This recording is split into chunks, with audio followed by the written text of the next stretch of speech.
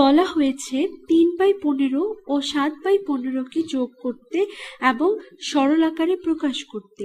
খেয়াল করো, দুটোর একটিও মিশ্র সংখ্যা নয় এবং এদের হর সমান।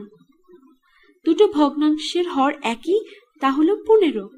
তাই ভগ্নাংশ দুটি যোগ করলে যা পাবো তার হরও হবে 15 আর লব হবে এই দুটো লবের যোগফল, অর্থাৎ 15 হর আর লব 3 যোগ 7 অর্থাৎ 10, 10/15। এটা সরল করতে হলে আমরা হর এবং লবে সবচেয়ে বড় সাধারণ গুণনীয়ক খুঁজে বের করব। এক্ষেত্রে 5 হলো সর্বোচ্চ সংখ্যা যা দ্বারা দুটোকে ভাগ করা যায়। এবার 10কে 5 দিয়ে ভাগ করে দেই, একইভাবে 15কেও 5 দিয়ে ভাগ করে দেই। তাহলে পাবো 10/5 2 আর 15/5 3। উত্তর হলো 2/3 বা 2/3। এই পদ্ধতি কেন কাজ করে তা বোঝার জন্য আমরা ঘটনাটা ছবি আকারে প্রকাশ করব। 15 অঙ্ক বিশিষ্ট একটি ক্ষেত্র আঁকি, না তার চেয়ে বরং 15টা আলাদা বাক্স আঁকি। একটা এঁকে বাকিগুলো কপি করে পেস্ট করে দেব। একটা এঁকে কপি করে পেস্ট করব। তাহলে কপি করি, কপি করে এবার পেস্ট করে পেলাম 2টা, একইভাবে কপি করে পেলাম 3টা, 4টা, 5টা।